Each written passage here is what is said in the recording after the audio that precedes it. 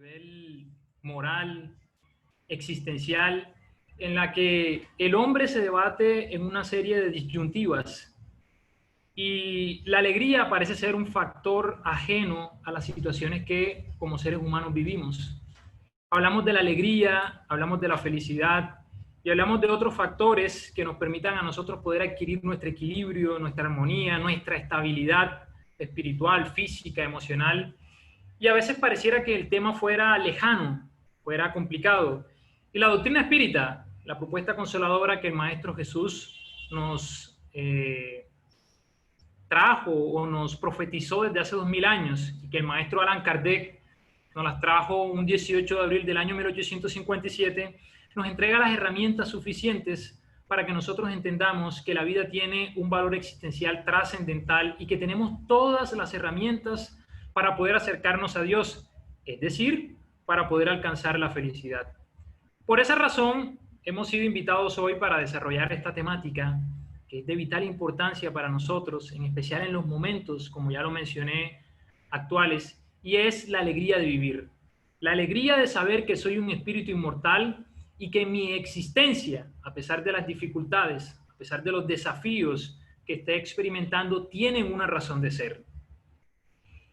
Y para iniciar este estudio me gustaría hacer un preámbulo con una frase que encontramos en Efesios, donde Pablo de Tarso, en el capítulo 5, en el versículo 14, nos dice: despierta tú que duermes, levántate entre los muertos y el Cristo te esclarecerá. Esta frase de Pablo es muy interesante y voy a pedirles que después de que este estudio termine, meditemos esta expresión, porque es una frase que nos invita a que despertemos nuestras conciencias. El primer paso, y vamos a tratar de seguir un orden, para poder entender o para poder comprender que tenemos las herramientas suficientes para poder alcanzar la alegría, es que tenemos que despertar muchos del letargo, de la modorra mental incluso, en la que muchos a veces nos encontramos, porque no nos damos la oportunidad de estudiarnos y de estudiar la vida como tal. Y esta es la invitación que Pablo de Tarso hace en estas cartas a los Efesios, y es: hay que despertar y arraigar el mensaje de Jesús en nuestros corazones y en nuestras mentes para empezar este proceso de concienciación. Y es así que Juana de Ángelis, haciendo un estudio macro desde el punto de vista psicológico de todas estas enseñanzas que encontramos en el Evangelio, nos regala en una obra que hace parte de la serie psicológica, como lo es Vida, Desafío y Soluciones, la siguiente expresión. Ella dice: estar despierto es encontrarse pleno, consciente de la realidad interior y de las infinitas posibilidades de crecimiento que están al alcance. Entonces, lo primero, como lo mencioné, que hay que tener claro en el estudio de la alegría de vivir, es que hay que despertar para poder encontrarse con esa realidad. Nosotros queremos ser felices, queremos ser personas alegres, queremos ser personas pacíficas, equilibradas, armoniosas, pero a veces no queremos despertar. ¿Y qué es despertar? Y es precisamente eso lo que dice Juana de Ángelis, es encontrarse pleno, ser consciente de la realidad interior de cada uno de nosotros y, lo más importante, de las infinitas, no estamos hablando de variadas, sino de infinitas posibilidades de crecimiento que tenemos a nuestro alcance. Todos nosotros tenemos herramientas suficientes para poder despertar nuestras conciencias, identificarnos con nuestra realidad interior y poder así crecer. Y en ese crecimiento la conciencia juega un papel importante. ¿Pero qué es la conciencia? Y es Juana de Ángelis, en otra obra, Momentos de Conciencia, donde nos hace un análisis muy interesante sobre lo que es la conciencia, que normalmente confundimos con la intelectualidad. Ella dice: sin la conciencia, la inteligencia razona y cree, pero no se somete a la ley. La conciencia abre las compuertas de la inteligencia y del sentimiento a la aceptación natural de las experiencias sucesivas e inevitables que promueven el progreso de la criatura. Entonces hay que entender que una cosa es la intelectualidad y otra cosa es el nivel de conciencia. La inteligencia razona, puede creer, puede debatir, pero la inteligencia por sí sola no se va a someter a la ley. ¿A cuál ley? A las leyes divinas, que nosotros podemos encontrar en el libro tercero del libro de los espíritus correspondiente a las leyes morales. La ley de adoración, la ley de reproducción, la ley de libertad, igualdad, y que todas se sintetizan, como le dicen los espíritus a Kardec, en la última, que es la ley de justicia, amor y caridad. Yo puedo tener mucha intelectualidad, comprender lo que estudio, lo que leo, pero puedo no tener conciencia. Y yo creo que, y todos estamos de acuerdo con eso, por eso es que nosotros tenemos compañeros, tenemos amigos que pueden tener un alto grado de intelectualidad, pero les cuesta entender, comprender cosas que ya quizás para muchos de nosotros son sencillas, como lo es el tema de la inmortalidad del alma, el de la reencarnación, el de la pluralidad de mundos habitados, y es porque hace falta el desarrollo de la conciencia en ciertos aspectos de nuestra vida. Pero lo más interesante de todo esto es que la conciencia permite que esa intelectualidad o que esa inteligencia que nosotros hemos desarrollado se potencialice. Y no solamente la intelectualidad, sino también el sentimiento. Y eso promueve el crecimiento de la criatura. Entonces, es necesario primero despertar del letargo en el que muchos de nosotros nos podemos encontrar.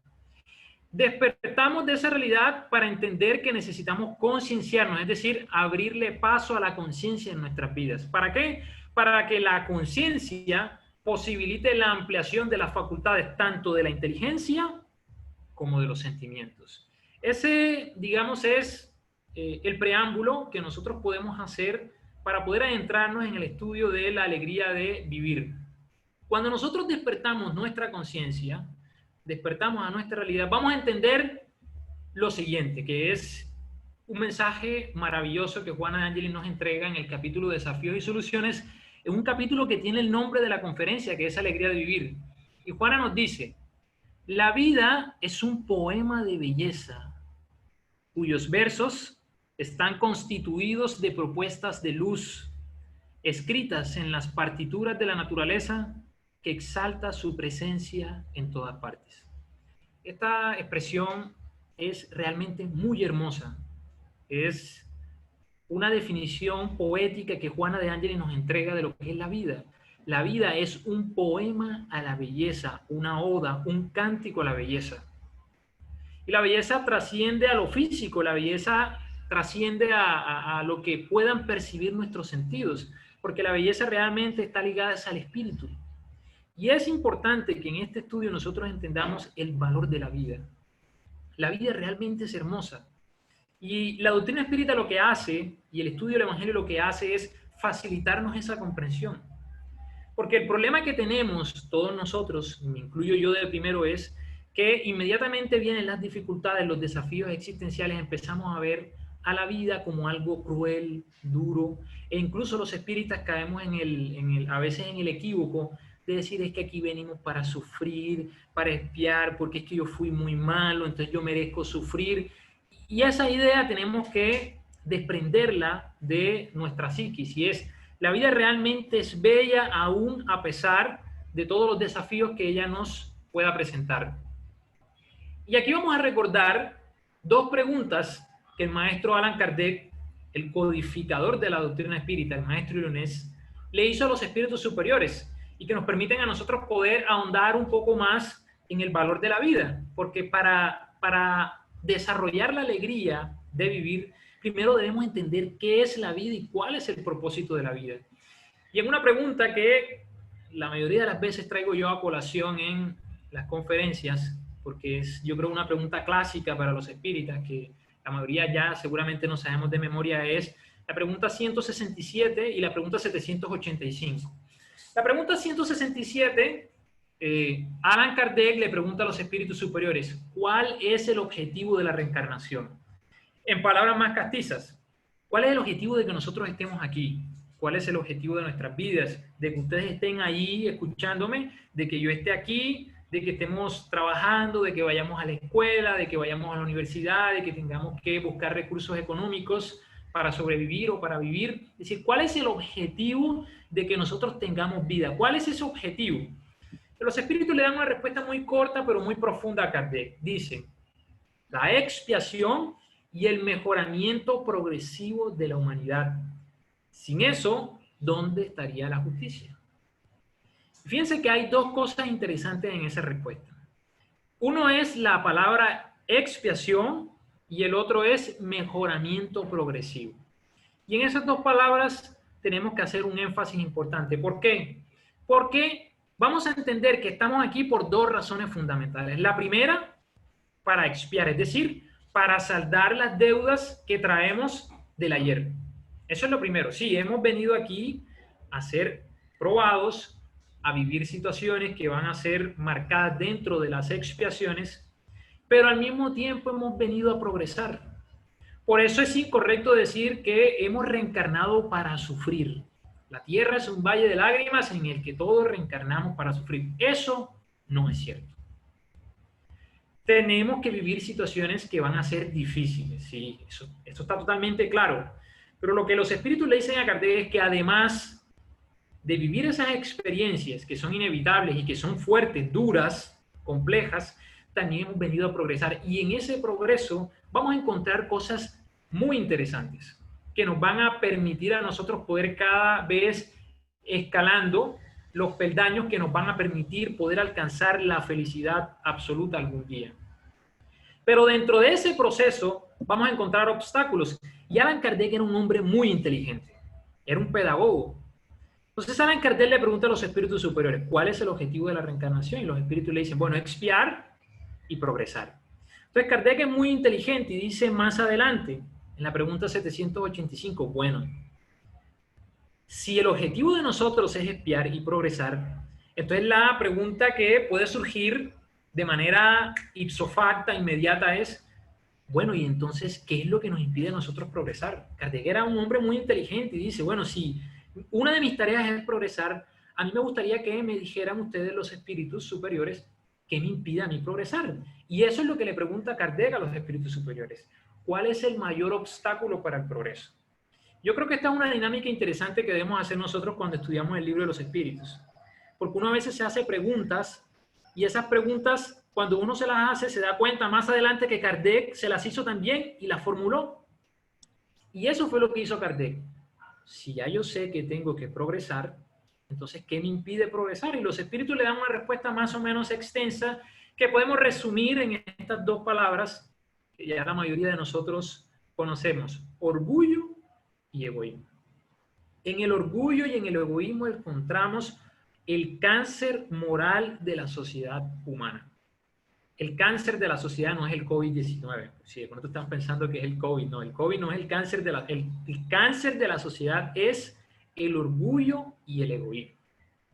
De hecho, el COVID nos pone a prueba en ese sentido, porque cuando nosotros meditamos al respecto nos damos cuenta cómo un virus puso al mundo, decimos aquí en la costa, patas arriba. El mundo está totalmente consternado por un virus. Y nos ha demostrado que a pesar de todos los desarrollos tecnológicos que tenemos, podemos sucumbir de una manera muy fácil. Entonces es una prueba de que nosotros tenemos que aprender a ser más humildes. Entonces vemos que la vida tiene un valor trascendental. Hemos reencarnado, es decir, esta vida tiene una razón de ser que podemos dividir en dos conforme a la respuesta que los espíritus le dan a Kardec. Una es expiar y la otra es progresar. ¿Y qué limitantes tenemos para poder progresar? Pues estos dos señores que se encuentran en nuestro interior, no están afuera, que son el orgullo y el egoísmo. Pero ¿qué ocurre?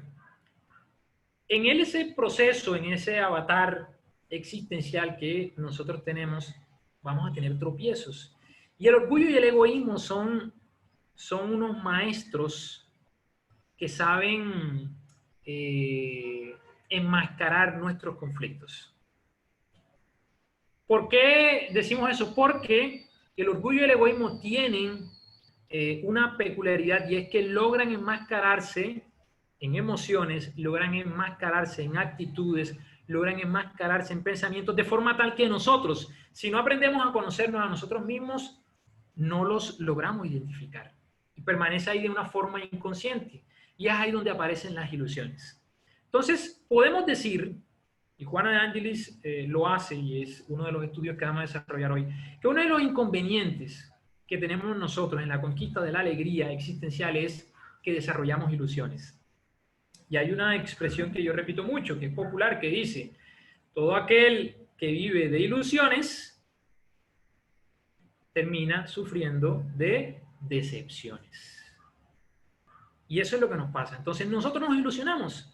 Entonces, Juana de Angelis hace un análisis muy interesante entre el yo y la ilusión. Es decir, cómo nosotros nos ilusionamos ante cosas que son efímeras, que no son reales, y esas ilusiones nos llevan a sufrir. Es decir, nos alejan de la alegría que debe proporcionarnos nuestra actual existencia. Entonces, miren lo que dice Juana, lo dice con de pronto una terminología un poco psicológica, pero muy interesante, que vamos a ahondar. Ella dice, el hombre, viviendo en un mundo físico, en el cual la ilusión de la forma confunde la realidad, es decir, lo que parece tiene predominio sobre lo que es, lo visible y lo temporal dominan los sentidos, en detrimento de lo no visible y de lo atemporal. Y cuando uno lee esa expresión, uno dice, oye, no, pero es que Juan es muy compleja. Esto está muy complejo, muy filosófico. Pero a ver, ¿qué es lo que Juana de Angelis nos dice ahí que es bastante interesante?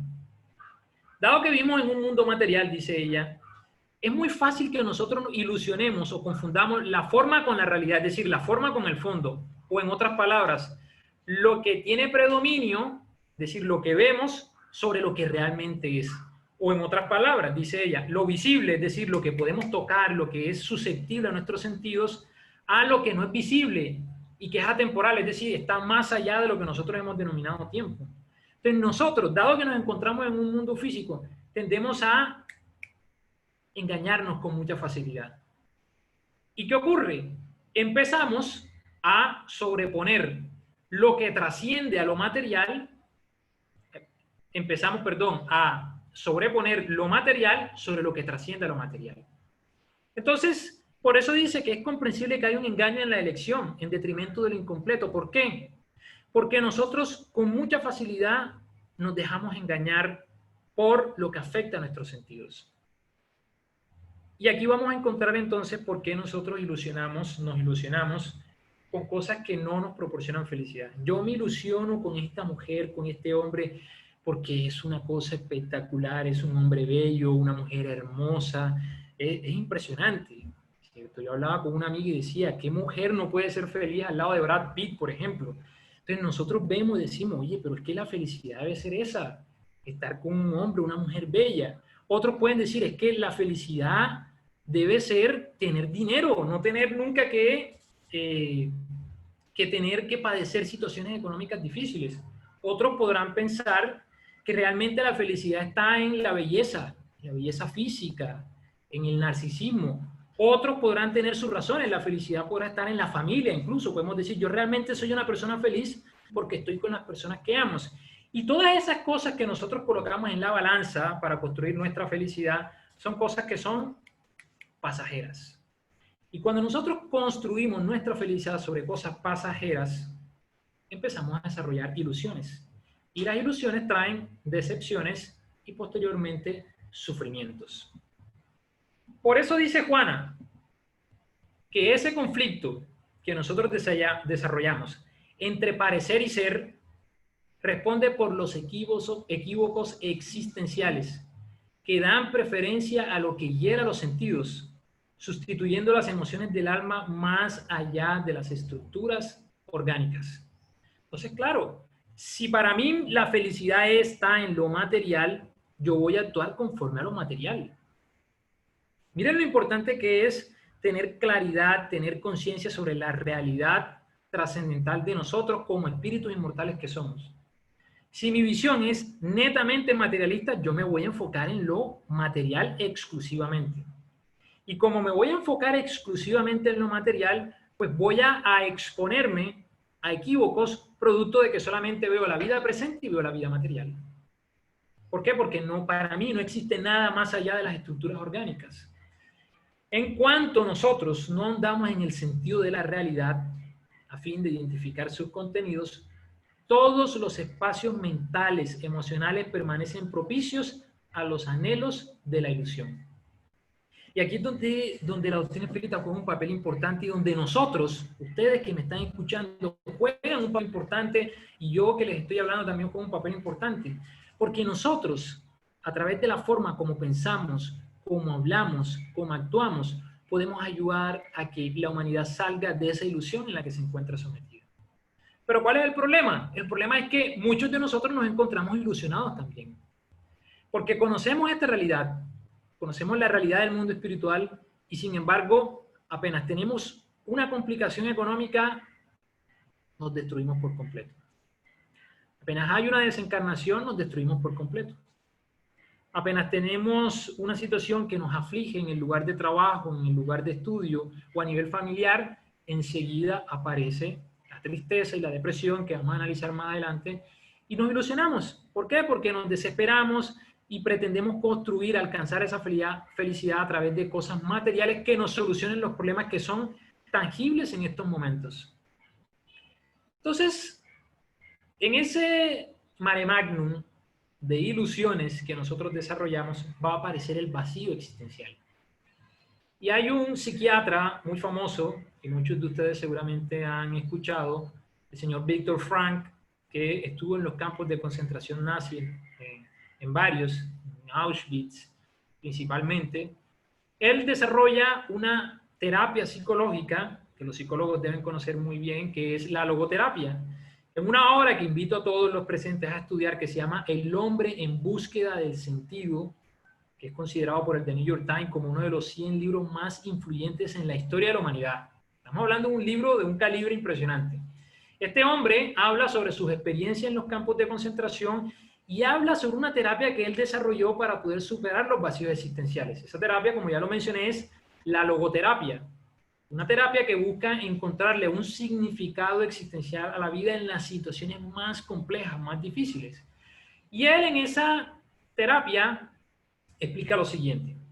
Trata de buscar una génesis a por qué nosotros desarrollamos vacíos existenciales. Y él dice que nosotros, los seres humanos, hemos perdido algunos instintos que eran básicos en la fase animal. Instintos asociados, por ejemplo, con el tema de la alimentación, asociados con el tema del sexo, asociados con el tema del núcleo social también. Y esa pérdida de esos instintos básicos que teníamos en la fase primaria hizo que desaparecieran ciertas tradiciones. Y el tema es, si uno lo analiza desde el punto de vista psicológico, es un poco profundo. ¿Pero qué significa? Que nosotros traemos un sinnúmero de hábitos milenarios desde las fases primarias de la evolución, es decir, desde la fase animal, la hemos apropiado en la fase hominal, es decir, desde que somos hombres, y la hemos ido desarrollando. Entonces, para nosotros va a ser o va a surgir en forma de conflicto el hecho, por ejemplo, de no tener 5 mujeres como el hombre lo tenía, el hombre de las cavernas lo tenía, por ejemplo. Va a generarse un conflicto. Y todos estos temas, todos estos instintos que se perdieron, van a repercutir en la seguridad del ser. Y a su vez, esta falta de seguridad va a ocasionar un desequilibrio en los paradigmas. Entonces, ¿qué significa eso? Yo he construido unos paradigmas a lo largo de mis diferentes existencias y cuando me dicen, no, esto no está bien, eso se desestructura y al desestructurarse ese paradigma, se desestructura el ser. Y al desestructurarse el ser, aparecen los vacíos existenciales. Que yo no le encuentro sentido a la vida, que yo no le encuentro razón de ser a esto, es que yo no soy feliz, es que no me siento alegre. Empiezan a aparecer estos problemas, que son más frecuentes de lo que nosotros pensamos. De hecho, la Organización Mundial de la Salud dice que la depresión, que está muy asociada a los vacíos existenciales, también a otros factores, pero principalmente a los vacíos existenciales, dice que es la enfermedad del siglo XXI. Los jóvenes en pleno siglo XXI padecen en gran proporción de esta enfermedad emocional, psicológica y espiritual como lo es la depresión, el vacío existencial. Y de alguna forma, dicen los psicólogos, en algún momento todos la hemos experimentado. Yo no me hallo, yo no me encuentro, no le encuentro una razón de ser a mi vida. Yo necesito encontrar algo que me ayude a entender que yo puedo ser una persona feliz. Y aquí aparece un análisis muy importante de Juana de Angelis. El hombre, cuando se sume al vacío existencial, dice, se hace juguete de la nostalgia y de la depresión. Pierde libertad de movimiento, de acción, de aspiración, dado el estado sombrío en que se refugia. La depresión es acompañada casi siempre de la pérdida de fe en sí mismo, en las demás personas y en Dios. Miren lo que pasa cuando nosotros nos entregamos a la nostalgia y a la depresión. Dice Juan Ángel ahí, pérdida de libertad de movimiento, es decir, hay una coacción que no nos permite poder movernos como debe ser. ¿Por qué? Porque solamente vemos sombra. Cuando hay tristeza profunda, cuando hay depresión, solamente se ve el problema, no se ve más nada. Y los demás pueden estar viendo la solución de una manera muy sencilla y uno no es capaz de percibirla porque uno solamente se enfoca en la sombra en la que se está refugiando. Y eso es grave, porque cuando nos dejamos dominar por esa sombra en la que nos refugiamos, que nos coacciona, se pierde fe en sí mismo, se pierde fe en los demás y se pierde fe en Dios, es decir, se pierde la fe en todo. En otras palabras, se pierde el significado existencial. Y con eso hay que tener muchísimo cuidado. Una cosa es la tristeza y otra cosa es la depresión. Todos nosotros en algún momento estamos o vamos a experimentar tristeza. ¿Por qué? Porque la tristeza hace parte de las emociones básicas. Todos en algún momento lo vamos a experimentar, lo hemos experimentado o lo estamos experimentando. Es inevitable en el proceso evolutivo en el que nos encontramos. Pero una cosa es la tristeza paulatina y otra es que yo empiece a alimentar esa tristeza. Porque si un ser querido desencarna, es normal que desarrollemos tristeza.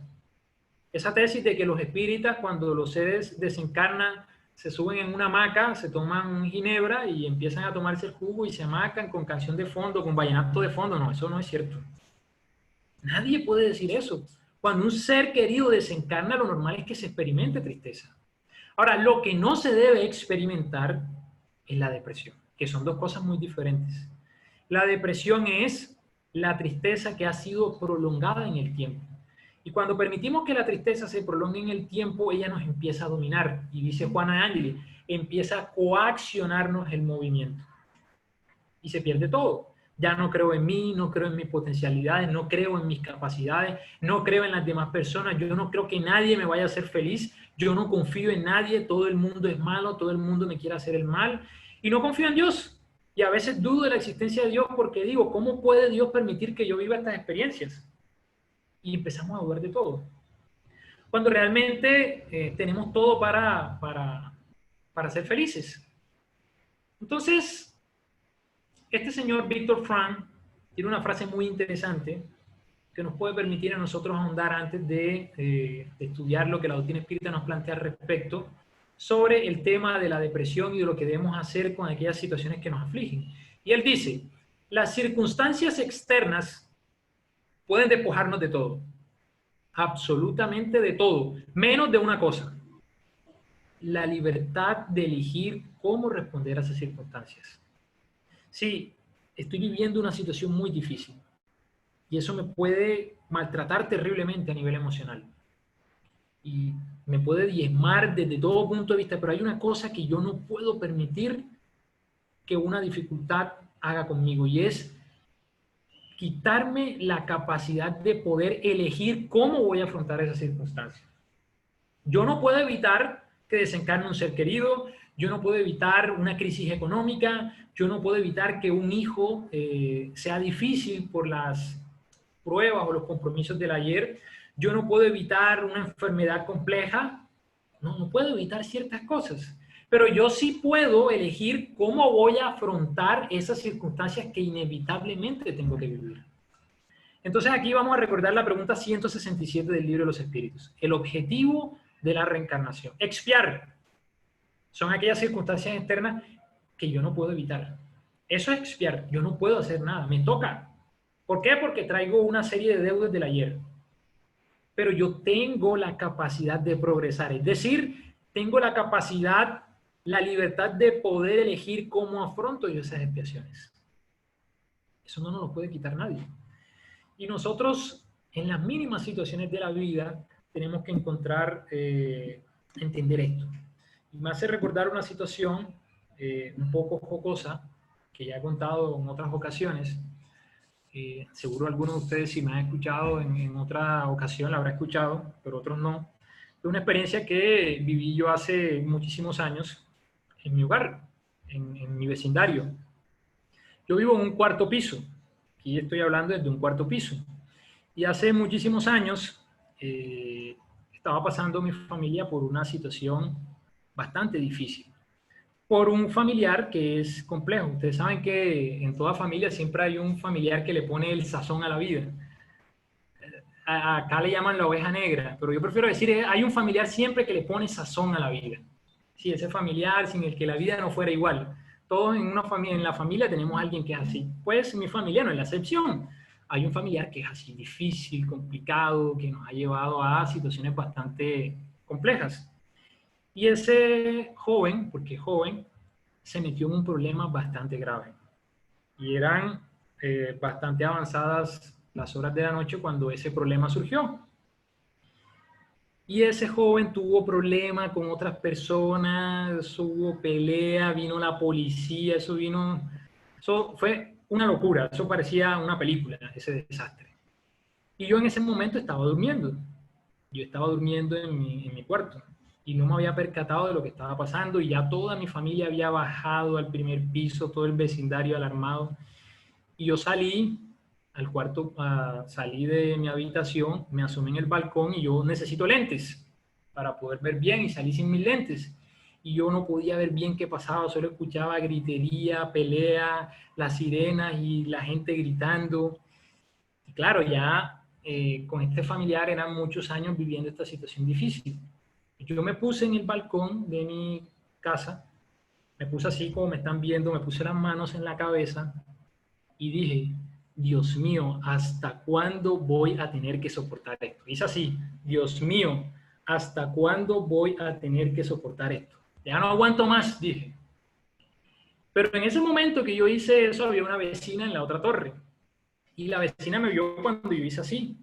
Y la vecina le ha dicho a todos los demás vecinos, el hijo de fulana de tal en el momento de la situación difícil, cómo oraba ese joven en ese momento por los policías, por su familiar, por los del problema. Y ella decía, ¿cómo oraba ese joven? Y mientras ella pensaba que yo estaba orando, yo estaba diciendo, Dios mío, ¿hasta cuándo? ¿Hasta cuándo?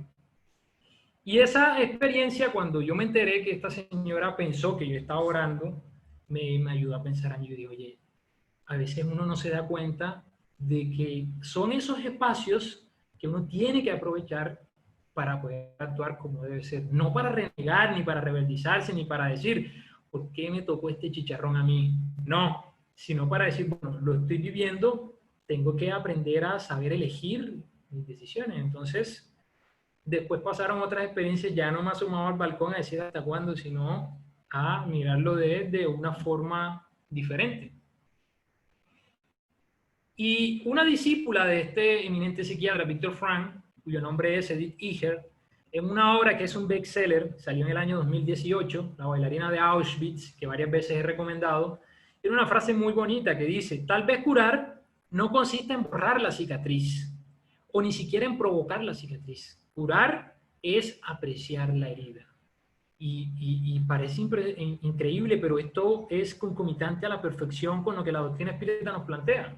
Tenemos que aprender a apreciar nuestras heridas porque son ellas las que nos van a ayudar a progresar. Y esta señora que fue discípula de Viktor Frankl, en esta obra desarrolla una serie de pasos para liberarnos del victimismo, porque ella dice que uno de los problemas que tenemos nosotros a la hora de desarrollar vacíos existenciales, depresión, es que nosotros nos victimizamos. Es que yo soy pobrecito, es que yo sufro mucho, es que nada me sale bien, es que todo el mundo está contra mí y nos victimizamos. Y con eso hay que tener mucho cuidado. Entonces ella plantea una serie de pasos que resumen 4 preguntas. Ella dice, primero, para liberarse del victimismo y del sufrimiento hay que preguntarse, ¿qué quieres? Sí, ¿qué quiero? Estoy viviendo una situación difícil. Pregúntate, ¿qué quieres? ¿Qué quiero? ¿Quiero seguir en esta situación o quiero liberarme? Esa es la pregunta inicial que hay que hacerse. No quiero vivir más esta situación. Entonces, ¿qué quiero? Es lo primero que tengo que preguntarme. Lo segundo, ¿quién lo quiere? Porque a veces digo, yo estoy viviendo esto es muy terrible. Y digo, sí, yo no quiero vivir esto.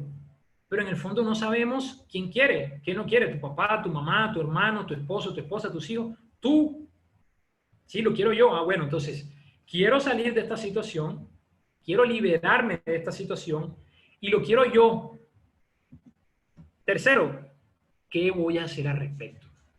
Sí, ya sé que quiero, ya sé que lo quiero, ahora qué voy a hacer, porque no me puedo quedar de brazos cerrados, no, no, tengo que hacer algo. Para yo poder liberarme del victimismo, del sufrimiento, tengo que hacer algo al respecto, tengo que tomar medidas. Y tiene que ser algo diferente a lo que ya estoy haciendo, porque lo que estoy haciendo no me está funcionando. Entonces, tengo que hacer algo diferente. Y esa tercera pregunta nos va a llegar a la última, y es, ¿cuándo lo voy a hacer? Porque a veces nos hacemos las tres primeras muy bien y las respondemos muy bien. Sí, yo quiero liberarme de esto. Yo lo quiero y tengo que cambiar. Pero queda ahí porque nunca tomamos la decisión. Es decir, ¿cuándo lo voy a hacer? Mañana, en un año, en 2 años, hoy, ahora. La respuesta es ahora. Por eso siempre traigo a colación un evangelio de Tiago, el apóstol de Jesús.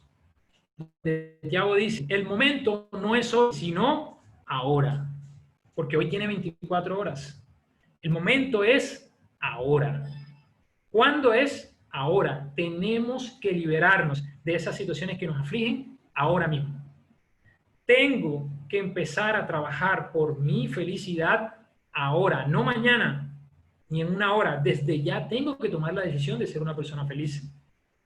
Y por eso Juana de Ángeles nos entrega el secreto, porque ¿cuál será la fórmula mágica? Pues el espiritismo tiene una fórmula. Ahora, el problema es que no es una pócima mágica. Dice Juana de Ángelis en la obra Momentos de Alegría, dice que el secreto de la felicidad se encuentra en la acción consciente en relación con las leyes divinas y con el estatuto de comportamiento humano. Es decir, nuestra felicidad va a ser consonante conforme nosotros vayamos derechito con el cumplimiento de las leyes divinas. Ahí está la clave. Analicemos las 10 leyes divinas en nuestros hogares de manera detenida. Empezando desde la ley de adoración. Si me conecto con Dios, ¿será que voy a alcanzar la felicidad? La ley de reproducción. Si logro un equilibrio a nivel sexual y conformar familia si lo deseo. La ley del trabajo. La ley de conservación, la ley de destrucción, la ley de libertad, la ley de igualdad, de sociedad, de progreso y de justicia, amor y caridad. Si yo voy derechito en el cumplimiento de estas leyes, la felicidad es inevitable. Entonces la alegría empieza a surgir como algo inevitable, porque estoy en consonancia con las leyes divinas. Y vamos a hacer rápidamente, por el tiempo, un análisis, un resumen de lo que el espiritismo nos plantea con respecto a la conquista de la felicidad en nuestras vidas. Entonces, rápidamente vamos a mirar este cuadro sinóptico. Nosotros, a nivel existencial, tenemos dos opciones. La primera es cumplir las leyes divinas, que es lo que dice Juana en momentos de alegría. Si yo cumplo las leyes divinas, alcanzo la felicidad inevitablemente. Pero tengo otra opción, y esa otra opción es entrar en distonía con las leyes divinas. Es decir, no las cumplo. No sigo ese paso. Si yo entro en distonía, es decir, en desequilibrio con las leyes divinas, ¿qué va a pasar? Va a llegar el dolor como mecanismo para que nosotros podamos otra vez regresar al cumplimiento de las leyes divinas. Cuando ese dolor llega, tengo dos opciones. Tengo la opción de no aceptarlo o de aceptarlo. Si yo no acepto ese dolor, viene el sufrimiento, que es una cosa diferente al dolor. El sufrimiento, en palabras de Víctor Frank, es la decisión que tomo yo ante el dolor de vivir en tristeza. Eso es lo que es el sufrimiento. Porque yo ante el dolor puedo tomar la decisión de ser alegre, sí se puede, aunque no se crea. Hay personas que dicen, pero ¿cómo así? Se puede ser alegre aún incluso en el dolor. Entonces, yo entro en distonía con las leyes divinas. Aparece el dolor como mecanismo depurador. Y tengo dos opciones, no aceptarlo y aceptarlo. Si no lo acepto, viene el sufrimiento. Y ese sufrimiento me va a llevar a equivocarme otra vez. Y me equivoco otra vez y entro en una especie de ciclo. Otra vez entro en distonía con las leyes divinas, viene el dolor, no lo acepto, sufro y otra vez me equivoco. Y así estamos nosotros, muchos de nosotros estamos así desde hace existencias. Pero llega un momento en que despertamos. El despertar de que nos habla Pablo en Efesios 5, 14. El despertar de la conciencia de la que nos habla Juana de Ángelis en la obra, se me va el nombre ahora, de la serie psicológica. Bien, se me va el nombre ahora. En la alegría de vivir. Si yo tomo la decisión de, ante el dolor, aceptar, vida, desafíos y soluciones, el libro, vida, desafíos y soluciones. Si yo decido aceptar ese dolor, cuando lo acepto, tengo que seguir dos cosas. Uno, obedecer, y dos, resignarme. Y vamos a recordar la frase del espíritu Lázaro en el Evangelio donde dice, la obediencia es el consentimiento de la razón y la resignación es el consentimiento del corazón. Obediencia es entender que lo que estoy viviendo lo merezco, lo necesito y lo pedí. Ese es el mantra que todo espírita debe aprenderse. Ese es el lo merezco, lo necesito y yo mismo lo pedí. Entonces soy consciente, no me rebeldizo a nivel intelectual. Pero necesito también resignarme a nivel del corazón, del sentimiento. Y debe ser la resignación. Es decir, mi corazón tiene que aceptar que lo que estoy viviendo me va a ayudar para mi crecimiento. Cuando yo logro aceptar el dolor, lo que estoy viviendo, con obediencia y con resignación, pues inevitablemente voy a despertar mi conciencia. Y esa conciencia me va a permitir poder otra vez regresar al rebaño del que me salí, que es el rebaño de los que cumplen las leyes divinas. Pero rápidamente, yo tengo dos opciones en mi existencia. Cumplir las leyes divinas o entrar en distonía con ellas. Si las cumplo, soy feliz. Si no las cumplo, viene el dolor. Ante el dolor tengo dos opciones. O lo acepto o no lo acepto. Si no lo acepto, viene el sufrimiento. Y ese sufrimiento me va a llevar otra vez a equivocarme y ahí se va a generar un ciclo. Si acepto ese dolor con obediencia, es decir, con la razón y con resignación, es decir, con el corazón, despierto la conciencia y la conciencia me va a llevar directico al cumplimiento de las leyes divinas. Y ese cumplimiento me va a llevar directo a la felicidad. Entonces vemos que la felicidad está de la mano con el cumplimiento de las leyes divinas. Entonces uno ve a ese niño alegre, ¿cierto? Un niño que está feliz de la vida. Ese niño no cree en nadie ahí, debe estar corriendo, jugando en un parque y ese niño estoy seguro que no cree en nadie. Él está corriendo y está feliz y no cree en nadie. Él solamente cree en su felicidad. Así como está ese niño, tenemos que estar nosotros. Decir, yo no creo en más nada. No creo si no es en mi felicidad. Y eso debe ser el pensamiento que debe primar en un espírita. El pensamiento que se relaciona siempre con la alegría y con la felicidad. Yo no tengo tiempo para estar triste. No tengo tiempo para deprimirme. Porque he decidido enfocarme exclusivamente en la construcción de mi felicidad. No puedo tener más tiempo en otra cosa, porque es la meta primordial de mi existencia, alcanzar la felicidad o alcanzar a Dios, que es lo mismo. Esa debe ser mi meta primordial. Por eso, debemos aprender a diferenciar el estado de placer de felicidad.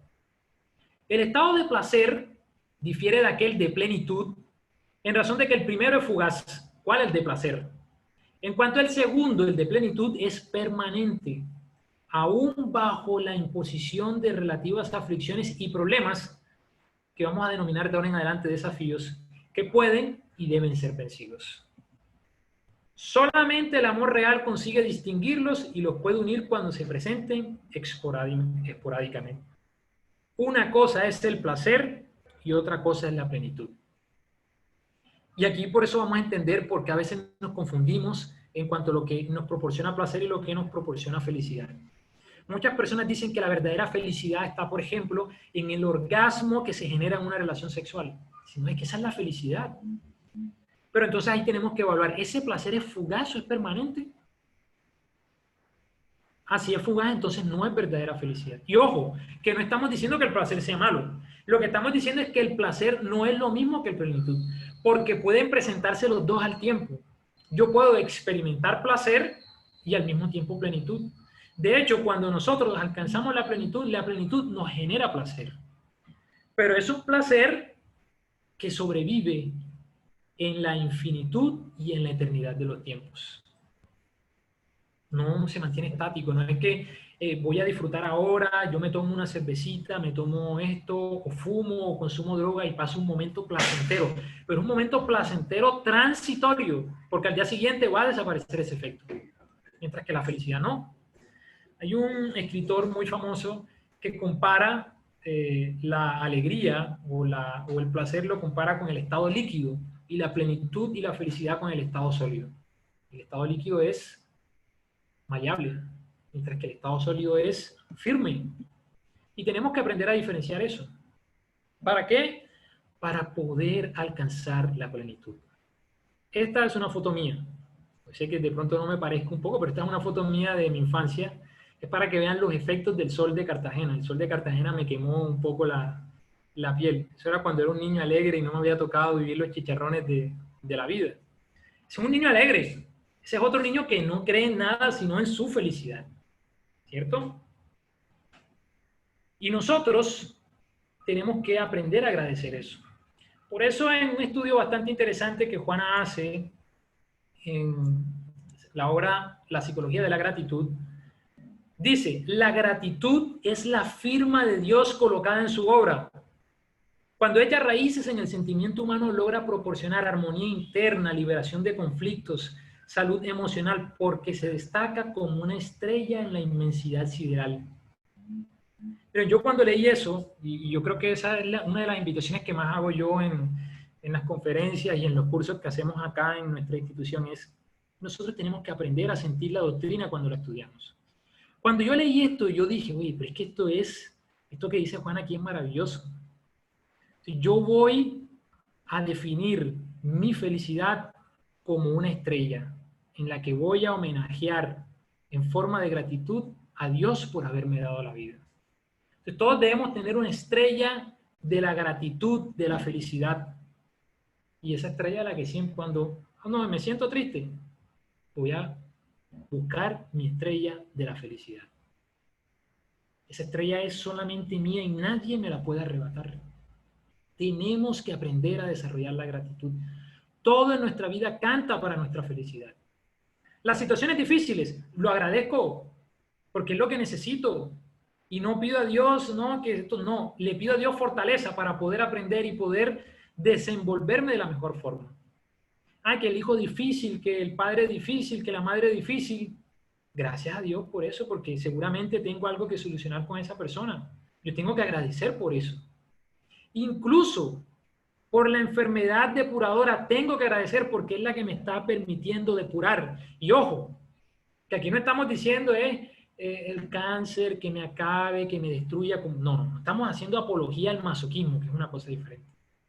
Porque tenemos que, por instinto de conservación, luchar contra aquello que afecte nuestra salud física. Lo que estamos diciendo es que tenemos que agradecer el proceso que vamos a experimentar mientras estamos viviendo una enfermedad.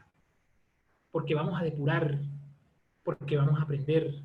Y si Dios permite que nosotros nos curemos de esa enfermedad, el aprendizaje en la actual existencia va a ser enorme. Y si no lo permite, pues le tengo que agradecer a Dios porque me permitió poder saldar una deuda que traía desde el ayer. Y las deudas son cargas pesadas que traemos sobre nuestros hombros. Por eso cuando suceden cosas dolorosas en nuestra vida, eso lo aprendí yo hace muchísimos años, una situación bastante compleja, con un mensaje que un guía espiritual dio en nuestra institución. Cuando sufras una situación que marque de una manera punzante tu corazón, agradece a Dios, porque tienes una deuda menos.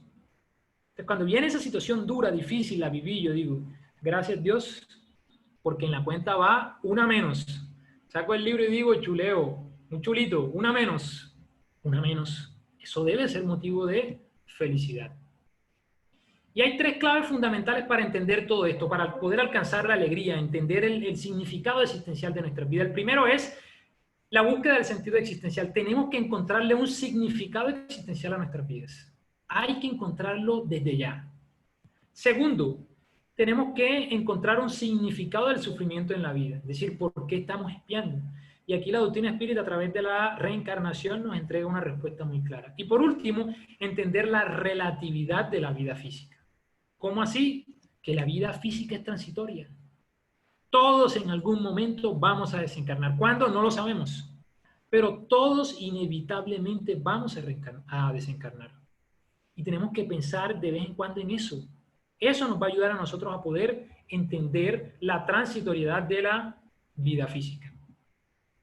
Y hay cuatro pensamientos que quiero dejarles en la noche de hoy para que nosotros vayamos poco a poco identificándonos con la alegría de vivir.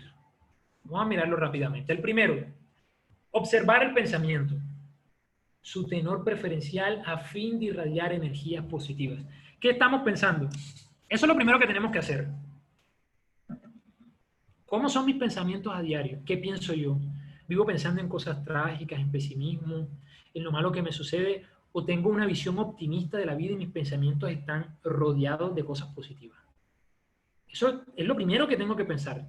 Porque la alegría arranca desde nuestros pensamientos. Si yo soy una persona que empieza a pensar en cosas positivas, la alegría se me va a hacer amena. Segundo, mantener sintonía mental con la fuente del poder. ¿Cuál? Dios. ¿Cómo? A través de la oración. Tenemos que aprender a orar más para poder conectarnos con Dios. Porque recordemos que la felicidad la alcanzamos cuando logramos esa compenetración con Dios. 3. Cuidar de la higiene mental. Es decir, tenemos que aprender a ser vigilantes. Vigilar con lo que estamos almacenando en nuestra casa mental. Y por último, tenemos que aprender a canalizar los pensamientos y las emociones hacia la compasión, hacia el amor, hacia la justicia, hacia la ecuanimidad y hacia la paz. Canalizar esas emociones y esos pensamientos hacia cosas positivas. Estos 4 pensamientos nos van a permitir a nosotros, si lo practicamos en el día a día, familiarizarnos más con la alegría de vivir. Y aquí entra de manera inevitable el tema del verdadero espírita, ese que se reconoce por su transformación moral y por los esfuerzos que hace para dominar sus malas inclinaciones. Y yo las veces que he tenido la oportunidad de hablar de la alegría y la felicidad digo, a Kardec le faltó una frase, pero es que no la faltó no porque la supiera, sino porque me hago la idea, yo digo, porque me dejó la tarea de que yo la completara. Ahí le faltó decir a Kardec que el verdadero espírita se reconoce por la alegría que irradia a su alrededor. Ustedes se imaginan el espírita hablando de la inmortalidad del alma, hablando sobre los lazos de familia, sobre el amor, sobre la justicia, sobre todos estos temas, y uno con unas, sí, a veces hay cosas duras, difíciles que vivimos, uno a veces se pone mal, ustedes me van a creer si yo hablo así. Uno tiene que irradiar la alegría, donde quiera que uno se encuentre, que la gente diga, oye, este tipo, ¿por qué está alegre ante esta situación? ¿Tú qué eres? Una vez me preguntaron eso, me pasó una experiencia así, me dijeron, ¿tú qué eres? Testigo de Jehová. Y a mí me llamó la atención porque dije, ¿los testigos de Jehová son qué? Alegres. Dije yo, pues no, los espíritas tenemos que darnos a conocer por la mucha alegría que irradiamos. Entonces, los espíritas, los verdaderos espíritas, nos reconocemos por la transformación moral, por los esfuerzos que hacemos para dominar las malas inclinaciones y por la alegría que irradiamos. Así debemos ser los verdaderos espíritas. Esta es una foto de Olga, la compañera de ustedes. Esta me la pasó su madre, Helen. Esta era las veces que ella hacía caso porque era intranquila en su casa. Esta es una foto de ella inédita, tranquilita. Dice Juana, el amor debe ser siempre el punto de partida de todas las aspiraciones y la etapa final de todos los anhelos humanos. Una vida con amor es una vida que le abre espacio a la alegría.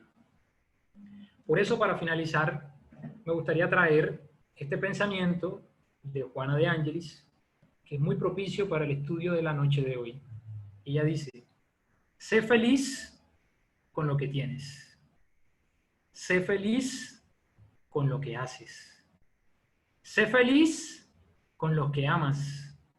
Sé feliz con los que te aman. Y sé feliz sirviendo con amor y desinterés. Sé feliz siendo un verdadero espírita y viviendo esta doctrina espírita, porque esta existencia que Dios nos ha entregado y donde nos ha permitido poder ser espíritas es la oportunidad más grande que hemos tenido durante un centenar de existencias para poder alcanzar la felicidad y la verdadera conexión con la fuente creadora que es Dios. Muchísimas gracias por la atención prestada y bueno, quedo atento a cualquier inquietud o pregunta que se tenga.